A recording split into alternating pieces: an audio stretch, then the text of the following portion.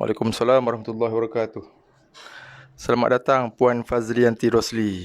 Maaf lama tinggal, ada urusan yang tak dapat dielakkan. Tak apa, tak ada masalah. Cuma kalau boleh Puan follow baliklah rakaman kan. Boleh tengok baliklah rakaman.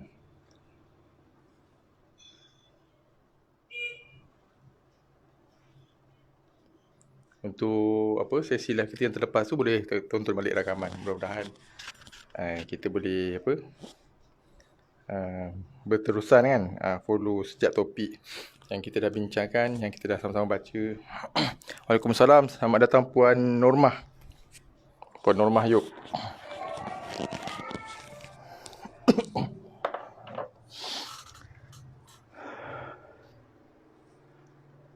Bismillahirrahmanirrahim.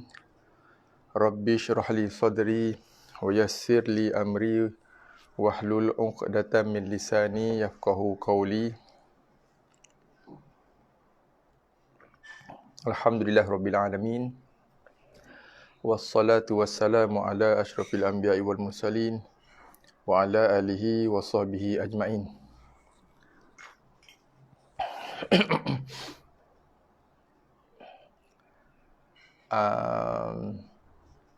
Kita bawa ada 2 orang pagi ni, 3 orang Okey, Puan Fazlianti dan Puan Normah. Boleh saya dapatkan feedback dulu tak? Boleh, suara saya boleh dengar dengan jelas ke? Suara, audio dan visual juga. Jelas ke? Sebelum kita meneruskan sesi live kita pagi ni.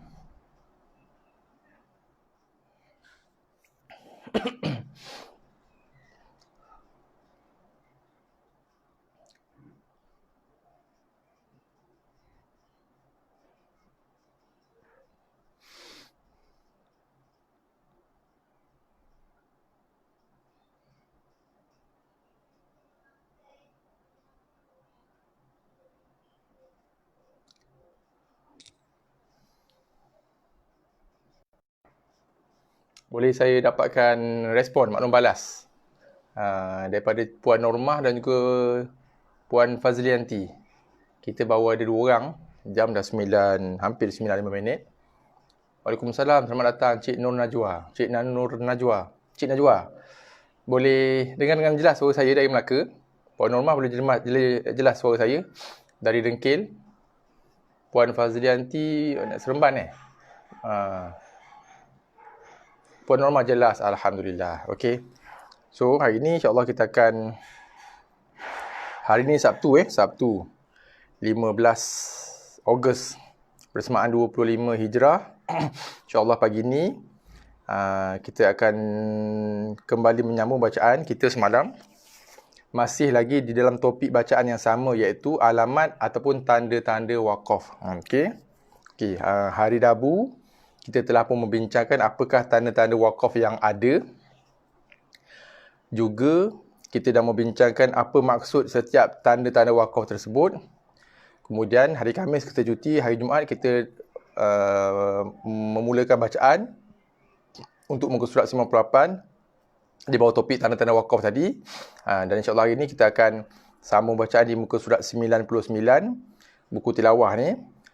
Masih lagi dalam topik bacaan yang sama, iaitu tanda-tanda wakaf.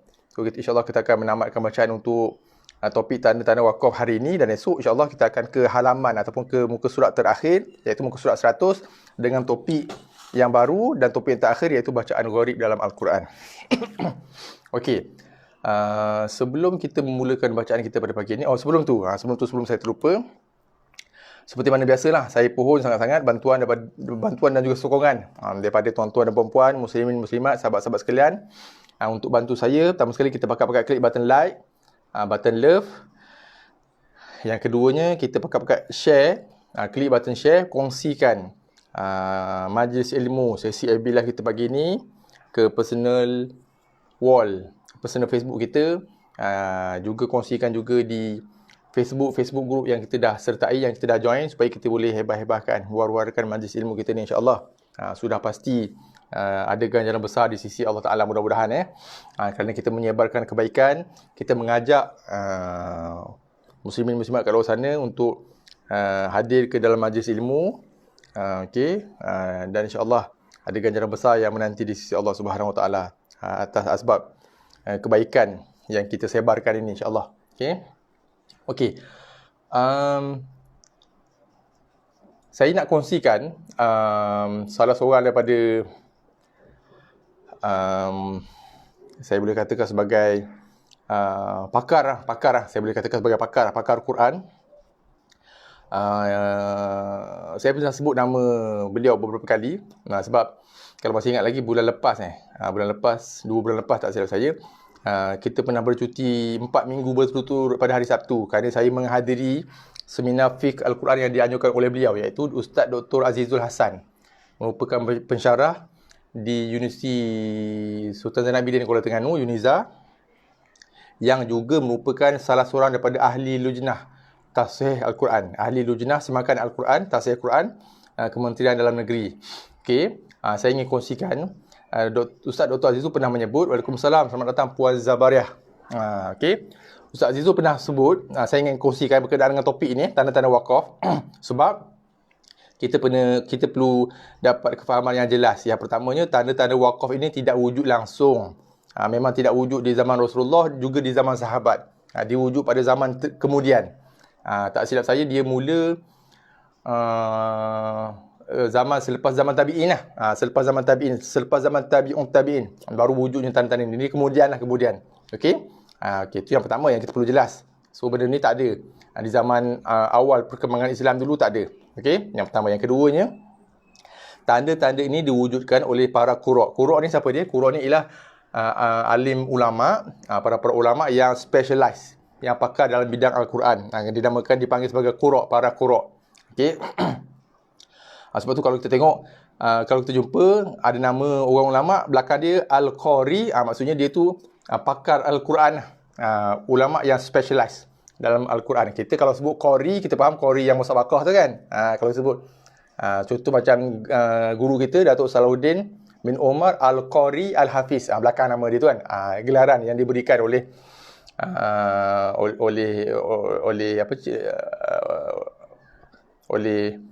apa disebut istilahnya, oleh gelaran sebagai satu pengiktirafan yang diberikan oleh ulama-ulama yang lain kepada beliau di atas kepakaran beliau dalam bidang Al-Quran, Al-Qari. Okey. So para qurra' mewujudkan tanda bacaan ni dan meletakkan di dalam Al-Quran untuk membantu umat Islam yang tidak mempunyai kemampuan untuk memahami bahasa Arab. Untuk membantu kita, macam kita lah, contohnya orang Malaysia kan, melainkan yang belajar bahasa Arab tu cerita lain lah. Bagi yang tak mempelajari bahasa Arab, so tanda-tanda ini membantu sebagai satu panduan wakaf dan juga ibtidak. Kat mana nak wakaf, kat mana nak ibtidak, kat mana tempat yang lebih baik wasol, kat mana tempat yang tak elok wakaf, dan sebagainya lah. Okey, Waalaikumsalam, selamat datang Puan Fasha Ikmal. Okey. So itu yang kedua poin saya. Yang ketiga, tanda-tanda ini wujud berdasarkan kepada ijtihad, ataupun kita panggil bahasa mudahnya fatwa lah. Fatwa ataupun ijtihad, kesepakatan qurra' setempat pada masa itu.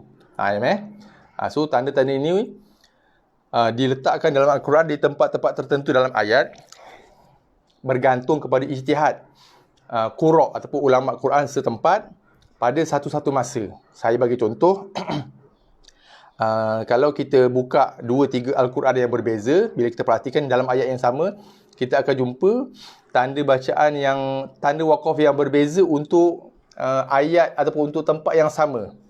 Contoh malam tadi saya mengajar di Kajang. Saya ada kelas Tarikh Musyafahah di Kajang malam tadi. Okey. Saya lupa ayat berapa lah. Tapi dalam ayat yang sama kita boleh cek. Boleh buka 2-3 Quran.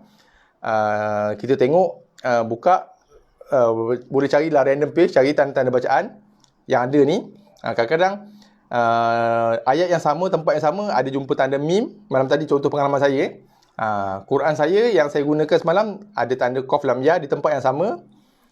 Tuan rumah ada tanda mim, anaknya ada tanda yang ni.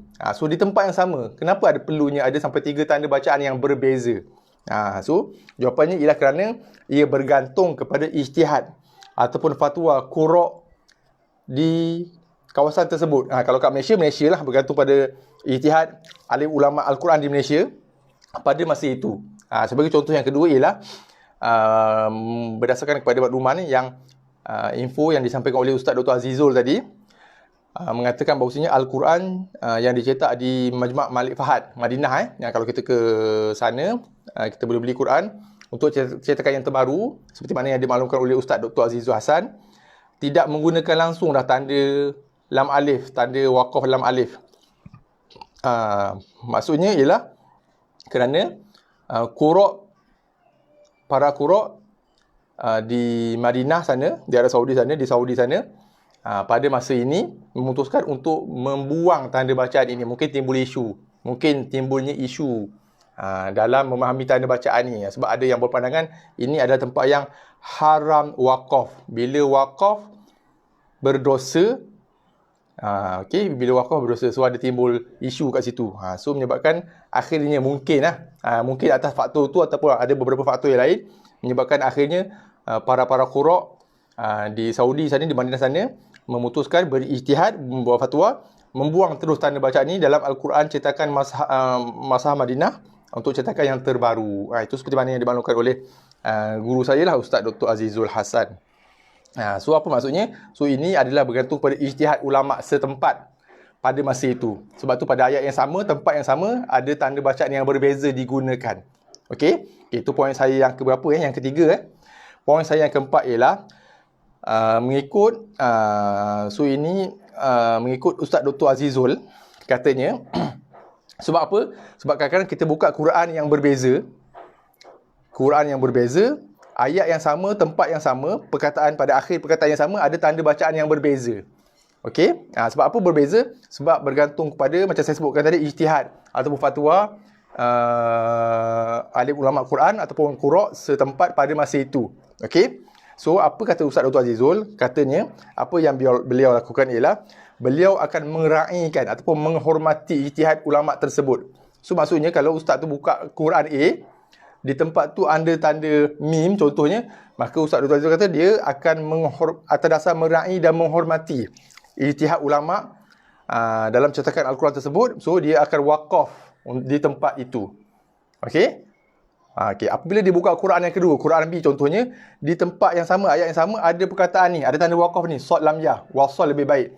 Maka, walaupun Quran yang pertama tadi mesti waqaf, tapi dalam Quran yang kedua, di tempat yang sama, ayat yang sama, ada tanda sod lam ya, maka Dr. Azizul kata, demi ataupun atas dasar meraihkan dan juga menghormati ijtihad qura' yang bertanggungjawab dalam cetakan Al-Quran tersebut, maka Ustaz Dr. Azizul kata dia akan memilih untuk wasal di tempat yang sama, walaupun Quran yang pertama tadi dia waqaf di tempat yang sama, atas dasar menghormati ijtihad ulama' tersebut.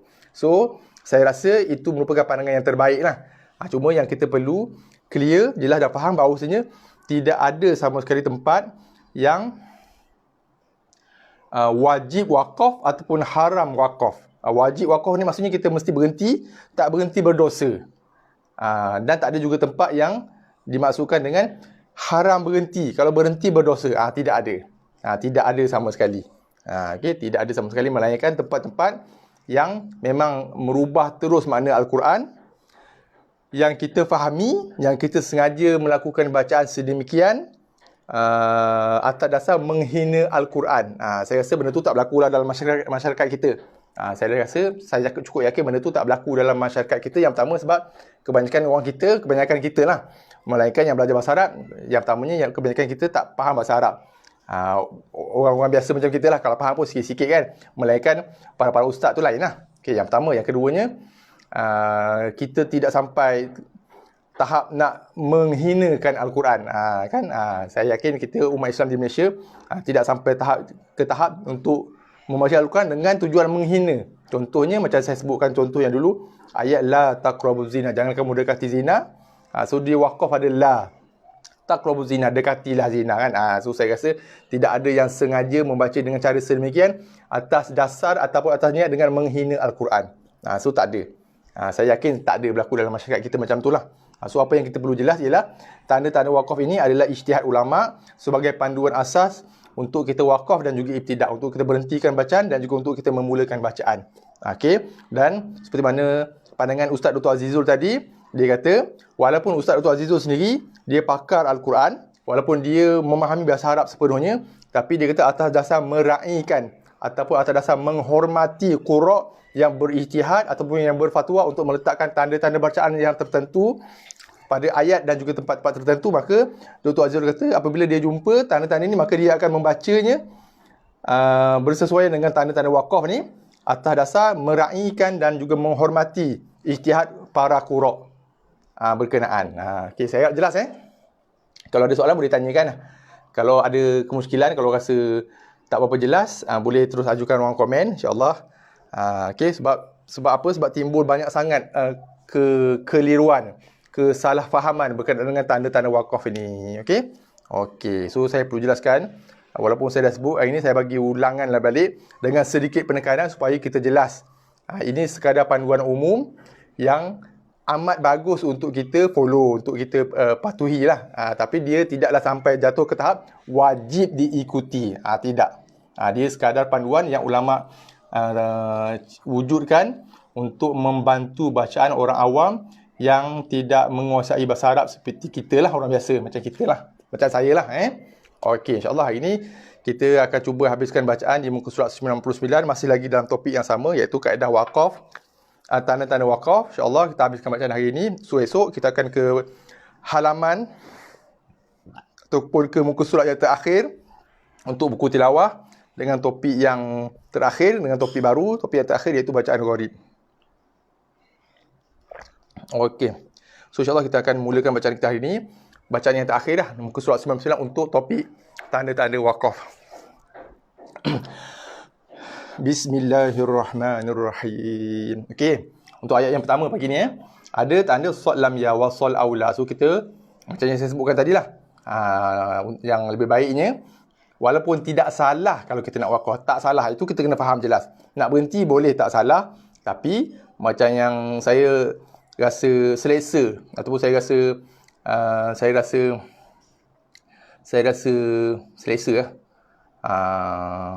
boleh sebut selesa dengan pandangan Ustaz Dr. Azizul, yang mana beliau memilih pandangan untuk meraihkan dan juga menghormati pandangan qurra. So bagi tanda-tanda bacaan yang tertentu, so beliau akan memilih untuk waqaf ataupun wasal bergantung kepada tanda-tanda bacaan yang ditetapkan ataupun yang diletakkan oleh para qurra sekalian. So atas dasar itu saya rasa afdal, lebih baik kita wasal. Sebab para qurra ijtihad, sini lebih baik wasal, so kita memilih untuk wasal lah. Okey, so kita akan wasal bacaan dekat sini.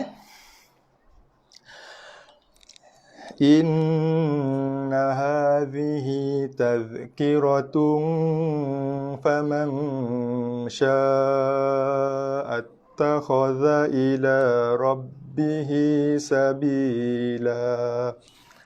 Okey, boleh So kita memilih untuk wasal kerana menghormati ataupun meraihkan ijtihad para qurra, meletakkan bacaan tanda waqaf di sini lebih baik menyambung ataupun mewasalkan bacaan.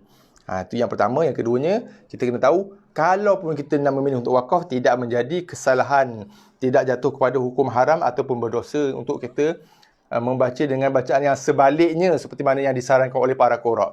Okey, jelas Okey, sekali lagi kita ulangi bacaan. Inna hadhihi tadhkiratun faman syaa'a attakhadha ila rabbihi sabila. Okey, boleh Seterusnya ayat yang kedua, ada tanda jim Jim waqaf jaiz. Nak berhenti boleh, nak wasal pun boleh. Berhenti boleh, wasal boleh. So 50-50 macam saya sebutkan sebelum ni. So untuk bacaan ni saya syorkan kita memilih untuk waqaf lah. Sebab apa saya syorkan lebih baik untuk waqaf, walaupun saya kata 50-50 supaya kita boleh rehat sikit lah, rest. Sebab membaca potongan ayat dalam potongan yang lebih pendek untuk kita orang biasa lah, melainkan kita dah level yang dah expert, dah pakar tu tak ada masalah. Yang pertamanya, satu, dia boleh mengurangkan kepenatan, kelelahan, kesemputan. Yang pertama. Yang keduanya, hikmahnya ialah dia sebenarnya mampu untuk mengurangkan kadar kesalahan dalam bacaan kalau kita baca ayat dalam potongan yang lebih pendek. Untuk kita orang awam biasalah. Kalau kita dah mahir, dah cekap, dah expert, nanti itu tak ada masalah. So saya pilih untuk waqaf bacaan di sini. Okey, kita waqaf ولا يحسبن الذين كفروا سبقوا إنهم لا يعجزون. Okey, jumpa misai kan? Ada misai. Okey, kita pernah cerita topik ni. Apabila misai dan juga hamzah berada dalam kalimah ataupun perkataan yang berbeza. Misai duduk pada perkataan yang akhir, pada huruf terakhir pada perkataan yang pertama. Hamzah pula duduk pada kedudukan yang pertama, pada huruf yang pertama pada perkataan ataupun kalimah yang kedua. Bila kita waqaf di sini, okey, maka kita cuma waqaf dia dengan kadar 2 harakat sahaja, tidak boleh lebih. Kerana hamzahnya berada pada perkataan yang berikutnya, bukan dalam perkataan yang sama. Sekiranya kita waqaf pada huruf bermisai, saya panggil huruf yang ada misai ni, ada tanda panjang ni, dan hamzah berada dalam perkataan ataupun dalam duduk dalam perkataan yang sama ataupun berada pada huruf yang terakhir pada perkataan yang ada misai, maka kita akan waqaf dan juga wasal dengan kadar bacaan panjang yang sama 4 harakat. So dalam kes ni kita akan waqaf dengan 2 harakat sahaja. Tapi kalau kita tak nak waqaf, sebab boleh waqaf ataupun boleh wasal, boleh sambung. Kalau kita sambung, baru bacaan ni dibaca dengan 4 sahaja. 4 ataupun 5 lah. Tapi kalau kita waqaf, hanya dibaca dengan 2 sahaja, tidak boleh sampai ke tahap 4, 3 ataupun 4 harakat. Okey? Okey, sekali lagi kita ulangi bacaan. وَلَا يَحْسَبَنَّ الَّذِينَ كَفَرُوا سَبَقُوا إِنَّهُمْ لَا يُعْجِزُونَ. Okey, seterusnya pun sama jim. So kita waqaf lah أَفَمَنْ كَانَ مُؤْمِنًا silap. Maaf, silap baca. أَفَمَنْ كَانَ مُؤْمِنًا كَمَنْ كَانَ فَاسِقًا لَا يَسْتَوُونَ. Okey, bila kita waqaf berhenti, pastikan kita akan ambil nafas yang baru untuk menyambung, untuk memulakan bacaan, untuk ibtidak. أَفَمَنْ كَانَ مُؤْمِنًا كَمَنْ كَانَ فَاسِقًا لَا يَسْتَوُونَ. Okey, seterusnya. يَوْمَ يَسْمَعُونَ الصَّيْحَةَ بِالْحَقِّ ذَلِكَ يَوْمُ الْخُرُوجِ. Sekali lagi يَوْمَ يَسْمَعُونَ الصَّيْحَةَ بِالْحَقِّ ذَلِكَ يَوْمُ الْخُرُوجِ. Okey, seterusnya kita jumpa tanda bacaan baru, lam alif. Okey, lam alif mengikut ijtihad ulama. Apa maksud lam alif? Tempat yang dilarang waqaf. Dilarang. Pastikan kita jelas dilarang waqaf bukan maksudnya haram waqaf. Bukan haram syar'i. Kalau haram maksudnya kita berhenti berdosa. Tak. Tidak jatuh hukum berdosa apabila kita berhenti. Tapi sebaiknya kita mewasalkan bacaan di sini, tak berhenti.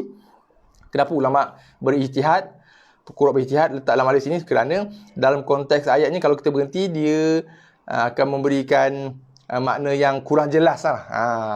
Makna yang kurang jelas. Dia tak adalah sampai merubah makna terus, tapi memberikan makna yang kurang jelas dalam konteks ayat ini. So macam yang saya sebutkan tadi, kita mengambil pandangan Ustaz Dr. Azizul. So apabila ada tanda bacaan yang dilarang waqaf, so kita cuba untuk wasal lah. Melainkan dalam keadaan kita dah tak cukup nafas. Nafas dah tak cukup, dah sempur, dah habis, boleh aja waqaf, tak ada masalah. Okey? Okey, tapi sebaik-baik bacaan adalah kita mewasalkan bacaan. Kerana nombor satu, kita menaik ataupun menghormati ulama yang meletakkan tanda bacaan. Yang keduanya, supaya bersesuaian dengan maksud konteks ayat ini. Supaya konteks ayat itu bermaksud memberikan kefahaman yang lebih jelas, lebih cantik dari segi susunan atur perkataan kalimahnya.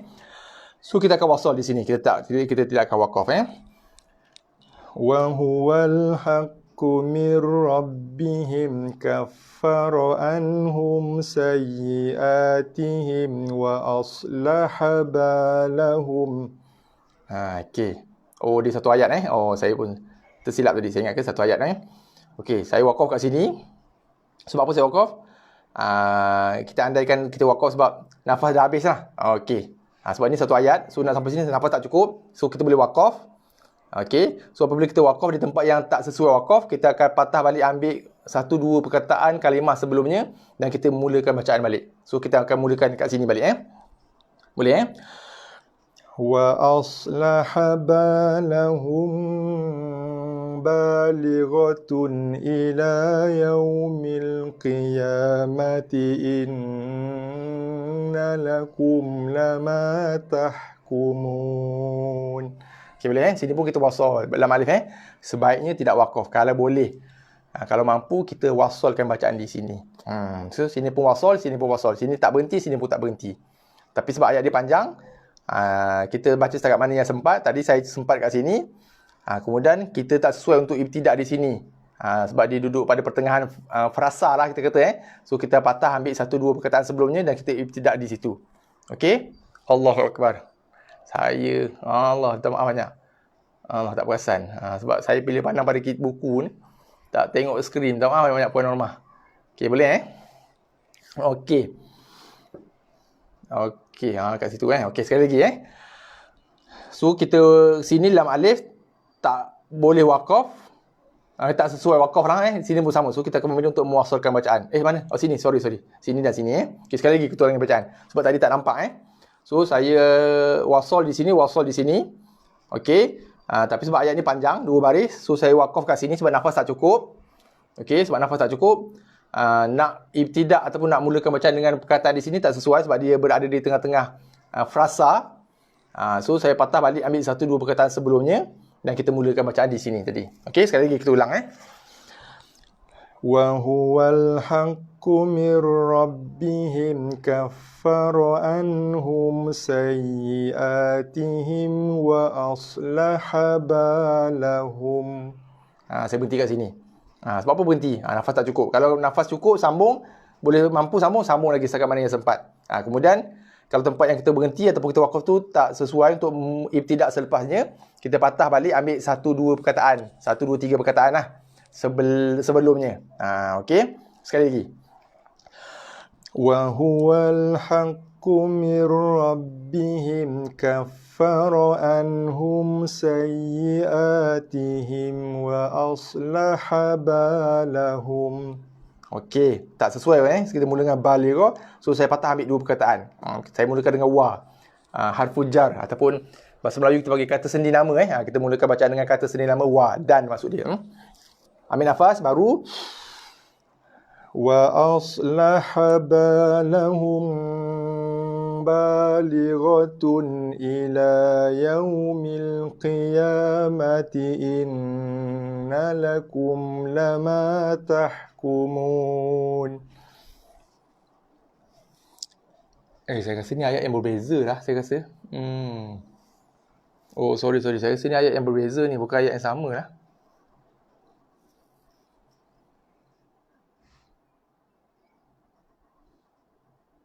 Wallahu a'lam tapi saya rasa macam ni sebenarnya ni potongan ayat yang lain, ni potongan ayat yang lain ni saya rasa. Betul. Betul. Sebab apa saya kata ni potongan ayat yang berbeza? Sebab bila mim mati bertemu dengan ba dalam mushaf cetakan Malaysia dan juga Madinah sama Madinah Arab Saudi sama. Apabila berlaku pertemuan mim mati jumpa dengan ba, mim mati tidak diberikan tanda ataupun baris mati di atasnya. Apabila mim mati bertemu dengan ba, berlakunya hukum bacaan irfa' syafawi, dengung, tutup mulut, dengung yang nipis, ringan, lembut. Kita pernah bincang dulu Dan dari segi tanda bacaannya, dalam Al-Quran Rasul Osmani, mushaf cetakan Malaysia dan juga Madinah Arab Saudi sama. Apabila mim mati bertemu dengan ba, mim mati tapi tidak diberikan tanda bacaan mati di atasnya. Dalam contoh ayat yang kita baca ni ada baris mati atasnya. Maka saya cukup yakin ini ayat yang berbeza, ini ayat yang berbeza. Sebab saya tak hafal ayat ni daripada surah mana sebab berdasarkan kepada tanda bacaan, maksudnya selepas huruf mim ni adalah huruf selain mim dan ba. Barulah mim ini ada baris mati. Sebab mim yang ada baris mati di atasnya adalah bacaan izhar. Itu adalah tanda bacaan izhar yang tidak dengung. Okey, itu adalah tanda bacaan izhar. Sama ada izhar halqi ataupun izhar syafawi, iaitu bacaan izhar yang tidak dengung. Tidak ada dengungan bacaan. Itu merupakan tanda bacaan bagi Al-Quran cetakan Mushaf Malaysia dan juga Madinah. Okey. So disebabkan oleh ada baris mati di atasnya, maka saya cukup yakin ini ayat yang berbeza. So kita ulangi sekali lagi lah bacaan. Kita baca ini sebagai satu ayat, ini sebagai satu ayat yang kedua, ayat yang lain. Okey, sekali lagi last. Untuk ayat ni lah. Wa huwal haqqu mir rabbihim kaffara anhum sayyiatihim wa aslaha balahum. Contoh ni, jumpa pun. Tengok mim yang ada baris mati. Mim yang ada baris mati nombor satu, ini adalah tanda bagi bacaan izhar. Maksudnya tak dengung. Kenapa berlaku izhar? Mim mati selepasnya bukan huruf mim, bukan huruf ba, iaitu huruf waw. Maka ini adalah izhar syafawi. So pun ini pun sama lah. Maksudnya selepas huruf mim ni adalah huruf selain mim dan ba. Sebab kalau lepas mim mati ada mim, selepas mim mati ni ada huruf ba, maka berlaku bacaan dengung. Mim mati tidak diberikan tanda mati di atasnya. Okey, jelas InsyaAllah nanti dalam topik idgham syafawi, izhar syafawi nanti kita akan bincangkan dengan lebih lanjut kenapa berlakunya bacaan dan bagaimana kaedah penulisannya, tanda bacaannya. Okey, insya-Allah. Okey, kita ayat yang kedua. So kita baca sebagai ayat yang berbeza Balighatun ila yaumil qiyamati inna lakum lama tahkumun. Okey, seterusnya ayat yang berikutnya pun ada tanda yang sama dalam alif So kita wasal di sini wala ya'sinaka fi ma'rufin fabayi'hunna wastaghfir lahunna Allah. Okey, boleh So kita wasal di sini Sebaik-baiknya kita wasal, tak berhenti.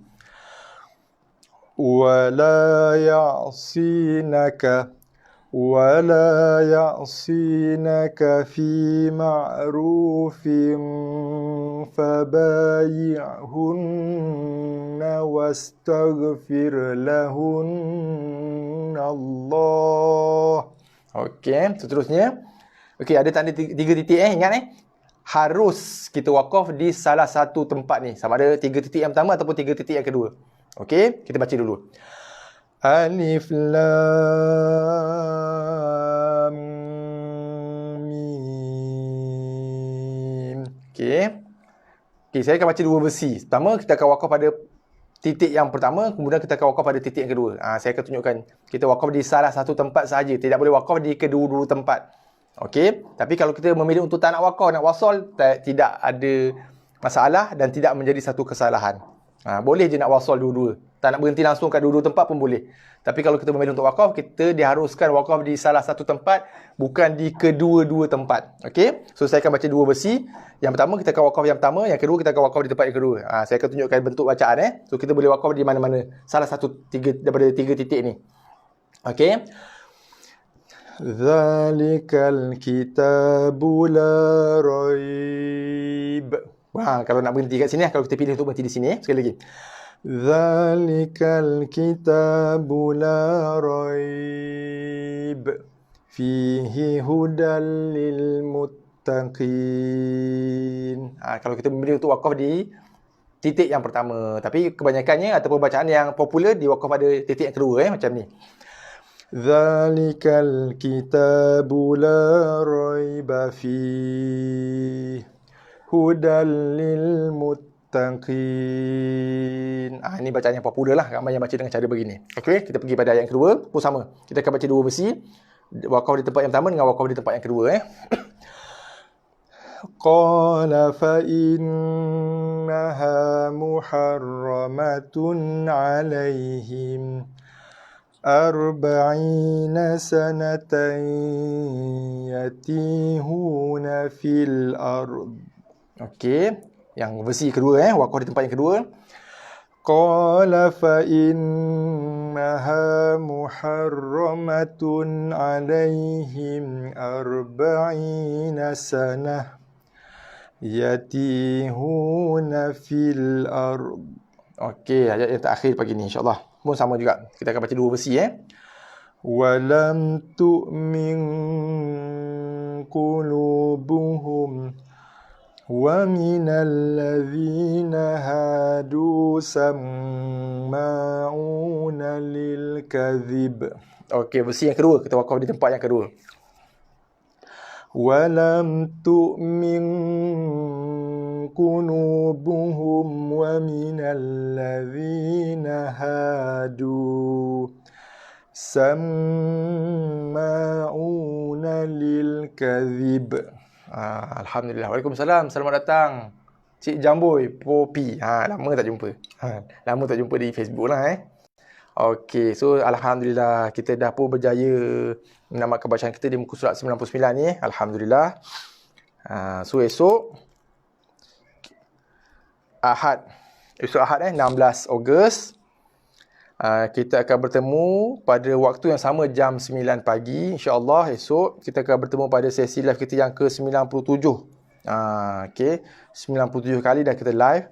Esok insya-Allah kita akan menyambung perbincangan dan bacaan di helaian ataupun di muka surat terakhir buku tilawah, iaitu di muka surat 100. Muka surat 100 iaitu merupakan helaian ataupun page yang terakhir untuk buku tilawah kaedah mudah belajar Al-Quran. Okey. Insya-Allah esok pada helaian terakhir ini kita akan membincangkan topik bacaan yang baru. Merupakan topik terakhir lah untuk silibus buku tilawah ni, topik yang terakhir, dan juga topik baru esok iaitu topiknya ialah bacaan gharib. Bacaan unik, bacaan special unik, bacaan yang pelik dalam Al-Quran. Ada beberapa tempat dengan bacaan yang berbeza. InsyaAllah kita akan bincangkan sama-sama esok dan kemudian kita akan membacanya bersama-sama insyaAllah. So esok kita akan berjumpa di waktu yang sama lah, jam 9 pagi esok Ahad, jam 9 pagi. InsyaAllah kita akan bincang dan baca sama-sama membaca bacaan di muka surat terakhir ni, muka surat 100 pada pertemuan kita yang ke-97 esok insya-Allah. Okey. So alhamdulillah setakat itu saja sesi Abilah kita pada pagi ni. Seperti mana biasalah, sebelum berpisah saya pohon jutaan kemaafan atas segala kekurangan, kesilapan, kesalahan diri saya pagi ni, dan sekiranya ada, dan saya yakin mungkin berkemungkinan besar ada para tutup guru, ustaz-ustaz, para asatizah yang bersama dengan kita dalam FB Live, sekiranya berlakunya kesilapan bacaan saya kalau ada, ataupun kesalahan ataupun kesilapan penerangan saya kalau ada, saya sangat-sangat menghargai dan mengalu-alukan teguran daripada para asatizah sekalian. Boleh PM saya dan juga ataupun boleh WhatsApp saya sekiranya ada. InsyaAllah saya sangat-sangat menghargai dan juga mengalu-alukan teguran daripada para asatizah. Seperti mana yang saya sebut, saya bukanlah manusia yang sempurna, saya bukanlah seorang pakar, kita cuma berkongsikan kebaikan ini insyaAllah. Dan saya pun hari ini masih lagi berterusan belajar, bertalaki dan juga bermusyafahah dengan guru saya setiap hari Jumaat semalam. Okay, saya pun hari ini tidak pernah berhenti belajar dan juga tidak pernah berhenti mengajar. Sebab saya pegang kata-kata guru saya. Guru saya kata, Ustaz, dia kata, guru saya perempuan Ustazah, sebaik-baik guru ialah guru yang mengajar dan tak pernah berhenti belajar untuk seumur hidupnya. So saya pegang kata-kata guru saya tu kan. Dan memang pun realitinya ilmu Allah tu memang ibarat lautan yang tak bertepi lah, luas sangat. Kan kita tahu, kita rasa kita tahu banyak, rupanya bila kita jumpa guru, rupanya banyak benda lagi yang kita tak tahu. Okay, insyaAllah. So insyaAllah kita akan bertemu pada esok hari. Saya ucapkan jutaan terima kasih kepada semua. Terima kasih Puan Norma, terima kasih Cik Kamul Zaman, Cik Syahmi, Cik Jamboy, Puan Zabariah, Tuan Salim pun ada, Puan Cik Fasha, Cik Fasha ke Puan Fasha ni, Cik Nur Najwa, Puan Fazlianti dan semualah, dan semua yang sudi melapangkan masa bersama saya dalam FB Live kita pagi ni. Alhamdulillah, terima kasih banyak buat semua. InsyaAllah kita akan jumpa pagi esok waktu yang sama insyaAllah Ahad. Sekadar itu dulu. Wabillahi taufiq wal hidayah. Wassalamualaikum warahmatullahi wabarakatuh.